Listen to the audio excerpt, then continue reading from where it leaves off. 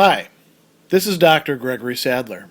I'm a professor of philosophy and the president and founder of an educational consulting company called Reason.io, where we put philosophy into practice. I've studied and taught philosophy for over 20 years, and I find that many people run into difficulties reading classic philosophical texts. Sometimes it's the way things are said or how the text is structured. But the concepts themselves are not always that complicated, and that's where I come in.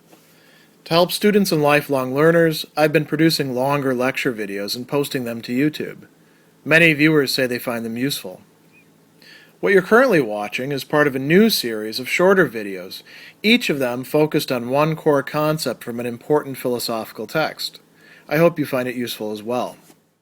In the discourses about artificial intelligence that have been going on for decades now, one of the key ideas, a particularly important thought experiment that will get brought up, comes from Alan Turing and his article, Computing, Machinery, and Intelligence. And it's often called the Turing Test, but he actually preferred the term the imitation game. And as is so often the case with famous thought experiments, the original formulation of it as we find it in the article is rather different than the popularizations that have been made of it that sometimes turn it into something that it's actually not. So we should take a look very closely at what Alan Turing actually calls the imitation game and the framework that he's placing it in. So he begins by saying, I propose to consider the question, can machines think? Now, he is going to very quickly reformulate this question by saying that, if we're beginning in a proper way, we would consider the definitions of the terms machine, which not that problematic, and think, much more difficult. And he says the definitions might be framed so as to reflect the normal use of words, but this attitude is dangerous. If the meaning of the words machine and think are found by examining how they're commonly used, it's difficult to escape the conclusion that the meaning and the answer to the question, can machines think, is to be sought in some statistical survey. You go around and ask a bunch of people, well, what do you think? Do machines think? They say, well, yes, no, right? Tally it all up. And he's saying that's not a proper way to go about things at all.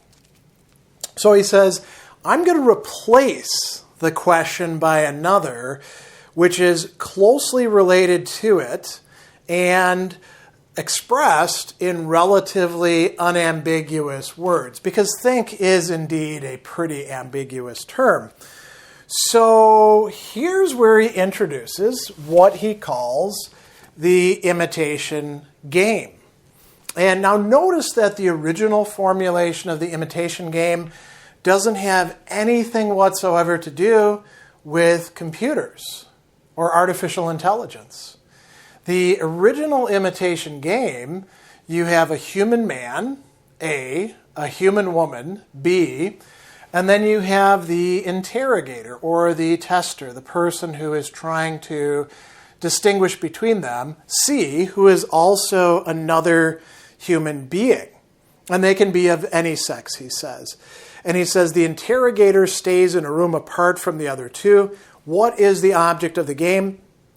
The interrogator to determine which of the other two is the man and which is the woman. He knows them by labels X and Y, and at the end of the game he says either X is A and Y is B, or X is B and Y is A. Namely, so, X is the man, Y is the woman, or vice versa. So the original imitation game is assuming that there's enough of a difference in general between men and women that the imitation could be, up for grabs, or, if they're not very good at pretending to be something that they're not, maybe it's very easy to tell. And so he says, in order that tones of voice won't help the interrogator, the answer should be written or better still typewritten. The ideal arrangement is to have a teleprinter communicating between the two rooms, or we could have an intermediary.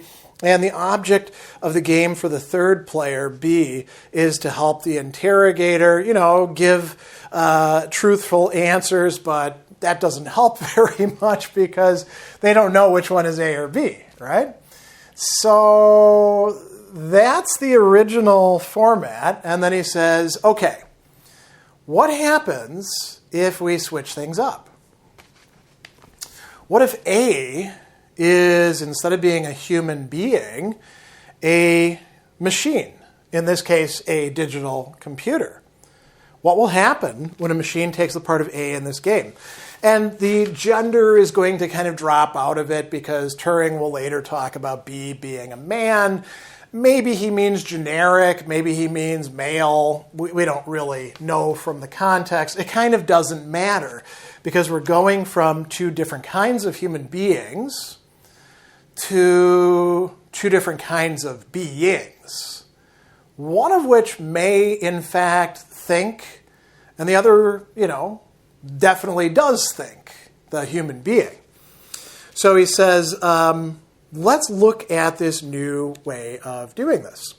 We're going to have to draw some distinctions here in order to make the game actually work well. So we're going to, make sure that we don't allow giveaways based on physical characteristics of the people being queried. And, maybe we don't want to penalize the computer for being too fast and doing mathematical operations. And he says, the game might be criticized if the odds are weighted too heavily against the machine. If the man were to try and pretend to be the machine, he would make pretty poor showing, right? Slowness and inaccuracy in arithmetic.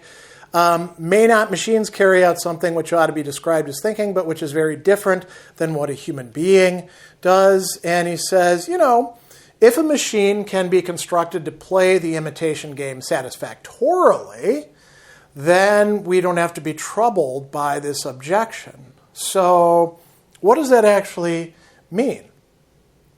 Well, the question is, will the interrogator decide wrongly, that is, confuse the two, as often with a computer as they do with two human beings? So notice that the original imitation game is not just, the simplified version that we often hear about. There's a human on one side and possibly a human or possibly a computer on the other side, and the computer is pretending to be human, and if it passes, well, then it's thinking or it has consciousness or anything like that. That's not what Turing says at all. He's saying you've already got two different beings in play communicating with the interrogator, and one of them is trying to pass itself off as something that it's not. Can the interrogator catch it? Whether it's two humans or a human and a computer. So he's going to go on and introduce some clarifications. Machines is pretty broad, right? You can make machines out of cogs and wheels and looms and things like that. He brings up Charles Babbage's analytical engine, which is not a digital computer, doesn't use electricity, but is mechanical. He says we could conceive of all sorts of other kinds of machines. We're going to restrict this to digital computers, and he's going to say some really interesting things about this in just a bit.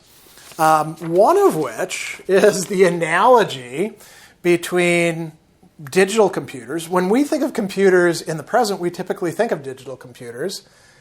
But the original term wasn't digital computers, it was human computers. Humans carry out computations, right?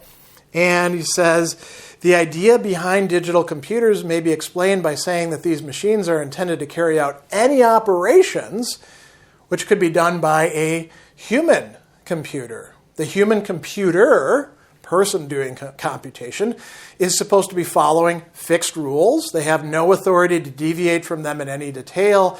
We may suppose that these rules are supplied in a book, which is altered whenever they're put on a new job. They also have an unlimited supply of paper on which they do their calculations. Maybe they use a desk machine as well, but that's not important. And so he says, okay, good, we're going to go from there. What does a digital computer typically have? He talks about a storehouse of information. This corresponds to the human being's paper, whether this is the paper on which he does his calculations or that on which the book of rules is printed, right? So this is a memory bank, we could say. An executive unit, which is the part that carries out the various individual operations involved in a calculation, which could be very many. As we're going to see with our computers, that's incredibly large, the number of operations that they're carrying out all the time. And then a control unit. So he says in a human being having a book of rules, in a machine, this is replaced by a part of the store that is the table of instructions, and the control makes sure that these instructions are obeyed correctly and in the right order. The control is so constructed that this necessarily happens. Okay, so we've got all sorts of cool things connected together here. The human being's book of rules is instead an instruction table for Turing.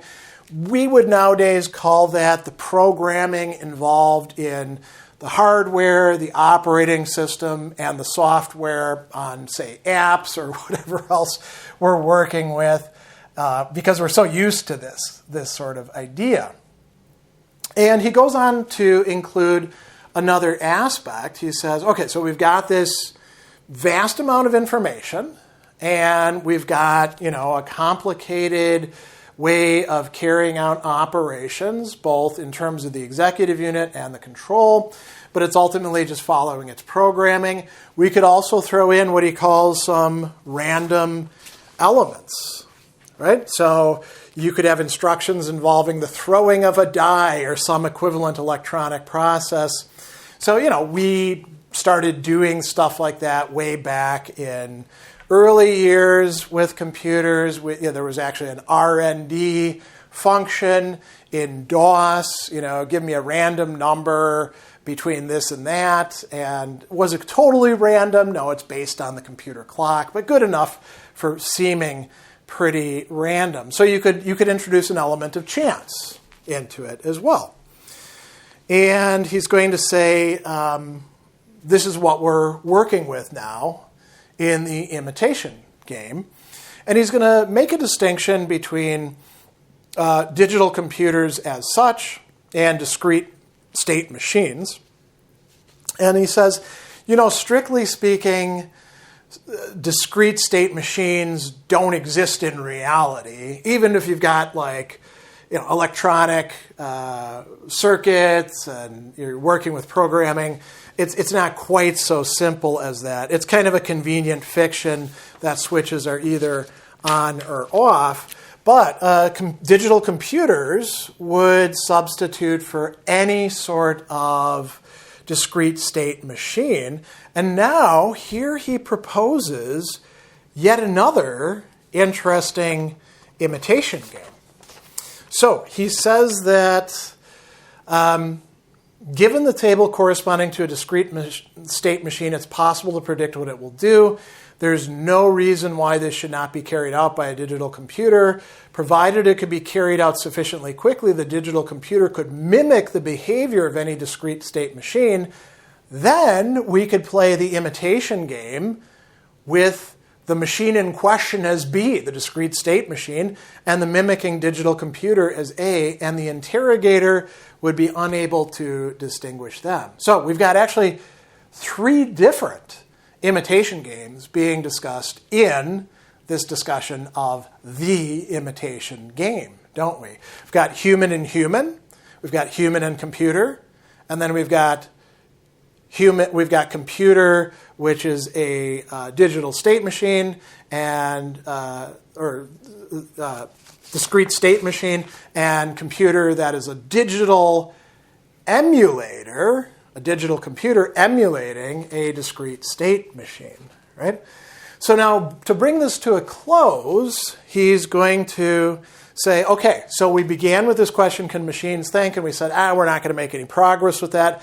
We brought in the imitation game, and we asked the question, are there imaginable digital computers which would do well in the imitation game?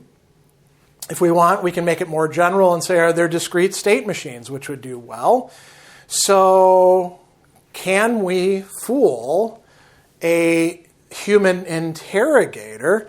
And this is where we have to get a little bit more specific about it. So as he's beginning to talk about possible objections, he's going to say, let me explain my own beliefs on the matter.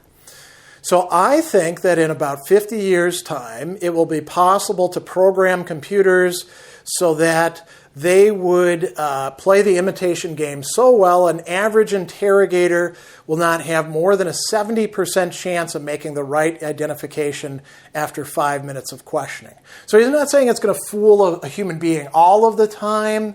He's just saying the average human being will be fooled a portion of the time. 30% of the time, they're likely to get it wrong. And he said, the original question, can machines think, is too meaningless to deserve discussion. But I believe at the end of the century, so beginning of our 21st century, the use of words in general educated opinion will have altered so much that one will be able to speak of machines thinking without expecting to be contradicted. I believe further no useful purpose is served by concealing this belief. And, he's going to say that as well, the popular view scientists proceed from well-established fact to well-established fact, never being influenced by any improved conjecture is mistaken, provided it's made clear which are proved facts and which are conjectures. And all of this is a conjecture. No harm can result. Conjectures suggest useful lines of research.